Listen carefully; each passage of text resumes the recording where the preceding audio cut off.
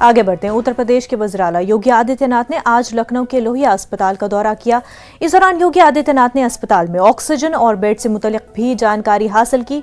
वहीं वज़ीर आला ने अस्पताल में इंतजामात का भी जायजा लिया। डॉक्टरों और अस्पताल इंतजामिया से कोरोना और ओमाइक्रॉन को लेकर क्या तैयारियां की गई है, हाल जाना। आपको बता दें कि इन दिनों कोरोना और ओमाइक्रॉन के मरीजों की तादाद में इजाफा देखा जा रहा है।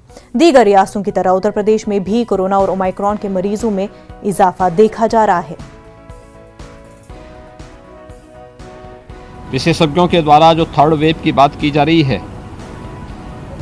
यद्यपि वह सेकेंड वेव की तुलना में खतरनाक नहीं है,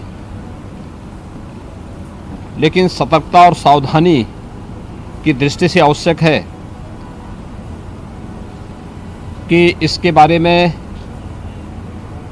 हर प्रकार की व्यवस्था शासन प्रशासन के स्तर पर हो। और इसी दृष्टि से आज मैं यहाँ पर अचानक आया हूँ देखने के लिए।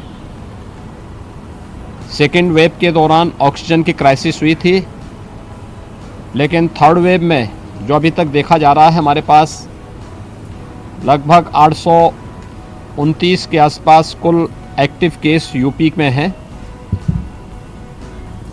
जिसमें से 562 के आसपास जो पेशेंट हैं वह अभी तक केवल होम आइसोलेशन में है, माइल्ड है और वायरस कमज़ोर हो रहा है। लेकिन संक्रमण, क्योंकि कोरोना की सबसे पहली वह है कि संक्रमण तीव्र होना, तो संक्रमण की दृष्टि से इसमें सतर्कता और सावधानी अत्यंत आवश्यक है। और उसी सतर्कता की दृष्टि से आज मैंने यहाँ पर देखा है, यहाँ पे सेकेंड वेव के दौरान हम लोगों ने एक LMO यहाँ पर स्थापित किया था जो अच्छी तरह फंक्शनल है।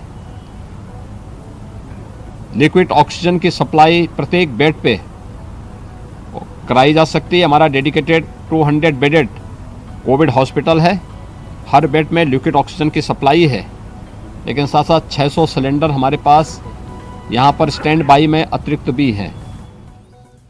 वक्त हो गया एक छोटे से